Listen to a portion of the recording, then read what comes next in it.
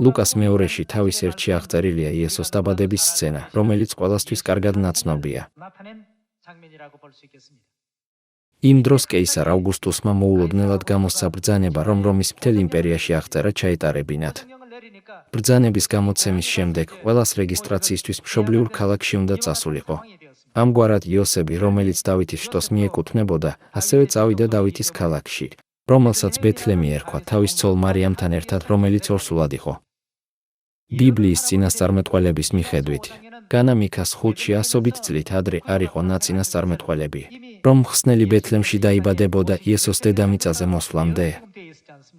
სხვა სიტყვებით რომ ვთქვათ, ღმერთმა ყველა მოვლენა ამ წინასწარმეტყველების აღსასრულებლად მოაწყო. ღმერთმა რომის იმპერატორი ავგუსტუსი აღძრა, რომ ეს ბრძანება გამოეცა და შედეგად მარიამის ქმარს იოსებს სხვა გზა არ დარჩენია, გარდა იმისა, რომ მშობლიურ ქალაქში დაბრუნებულიყო.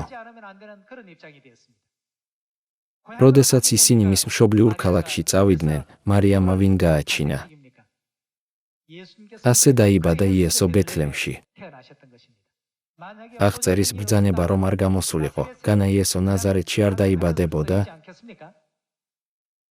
როდესაც ბიბლიას ვსწავლობთ, ვხედავთ წინასწარმეტყველებების შესრულებას, სადაც ღმერთი საჭიროების შემთხვევაში მთელ სამყაროს ამოძრავებს, თუნდაც ერთი წინასწარმეტყველების შესასრულებლად. ჩვენ პირველ რიგში უნდა შეგვეძლოს ღვთის მოძრაობების ამოცნობა უხილავ სამყაროში და ღვთის ღრმა ნების გაგება. მე მჯერა, რომ სწორედ მაშინ შეგვიძლია ყველას ჭეშმარიტად ჰქონდეს ის მადლიანი რწმენა, რომელსაც ღმერთი თავის შვილებს ანიჭებს.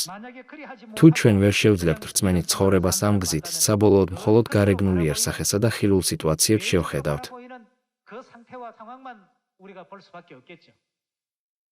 ყველა მიცის, რომ იესო ბეთლემში დაიბადა.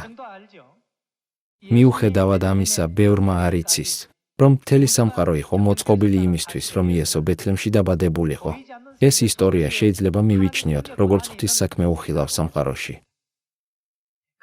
ამ გზით ჩვენ შეგვიძლია აღმოვაჩინოთ და გავიგოთ ბიბლიაში მოცემული წინასწარმეტყველებები თანმიმდევრობით.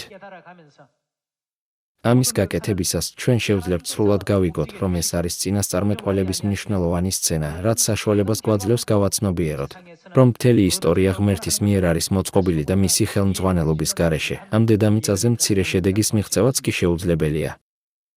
ამ ყველაფრის დასასრულს შეგვიძლია დავინახოთ, თუ რატომ მოგცა ღმერთმა კოლასელთა მიმართ ეპისტოლეს მესამე თავში ჩაწერილი სიტყვები, ზეციერზე იფიქრეთ და არა მიწიერზე.